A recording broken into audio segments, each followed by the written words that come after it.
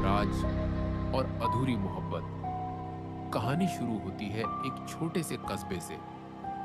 कस्बे के किनारे एक पुरानी हवेली खड़ी थी। टूटी खिड़कियां, जाले लटके हुए और दीवारों पर सीलन। लोग कहते थे कि उस हवेली में एक औरत का साया है जो रात में रोती हुई दिखाई देती है। गांव के लोग वहां जाने से डरते थे। पात्र आरव, 22 साल का लड़का, पढ़ाई करने शहर से लौटा। जिज्ञासु और बहादुर अनाया, वही भूतिया औरत। लेकिन असल में उसकी अधूरी मोहब्बत की कहानी छुपी है। कहानी आरव को हमेशा से रहस्यों में दिलचस्पी थी। जब उसने हवेली की बातें सुनी तो ठान लिया, मुझे सच जानना है। एक रात चांदनी फैली हुई थी। आरव टॉर्च लेकर हवेली में दाखिल हुआ। अंदर घुप अंधेरा, टूटी कुर्सियां और हवा से हिलते दरवाजे। अचानक उसे लगा किसी ने उसके नाम से पुकारा, आरव। वो चौंक गया, पीछे मुड़ा तो एक लड़की सफेद लिबास में खड़ी थी। उसके चेहरे पर उदासी और आंखों में दर्द। आरव डर गया पर भागा नहीं। कौन हो तुम? लड़की धीमे स्वर में बोली।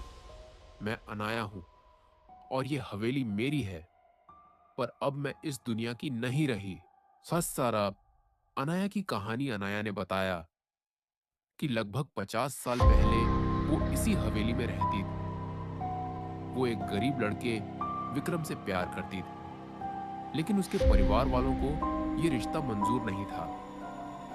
एक रात जब अनाया और विक्रम भागने वाले थे, हवेली के अंदर आग लगा दी गई। सबको लगा अनाया मर गई, लेकिन उसकी आत्मा इसी हवेली में कैद हो गई।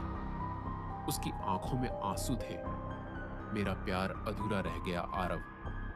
शायद इसलिए मैं अब तक चैन से नहीं सो पाई। आरव और अनाया का रिश्ता। आरव रोज हवेली जाने लगा। वो उससे बातें करता, उसे सुनता और धीरे धीरे उसकी आत्मा से जुड़ने लगा। आरव ने कहा, प्यार कभी मरता नहीं अनाया। शायद तुम्हें आजाद करने का रास्ता मेरे हाथों में हो। अनाया मुस्कुराई। बहुत सालों बाद मोड़ एक रात अनाया ने कहा, आरव, आज पूर्णिमा है। अगर तुम मेरे साथ उस जगह चलो जहां मेरा और विक्रम का वादा टूटा था, तो मैं आजाद हो सकती हूं। आरव उसके साथ गया।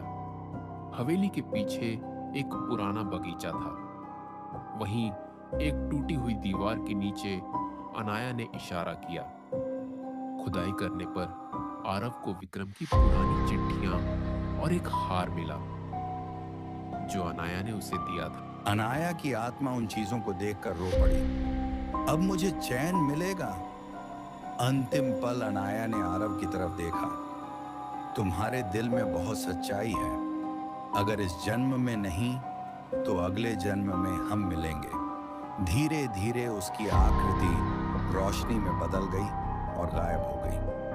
आरव वहीं खड़ा रहा। उसकी आंखें नम थीं। उसने हवेली की तरफ देखा और बुदबुदाया, अनाया, मैं तुम्हें अगले जन्म में ढूंढूंगा।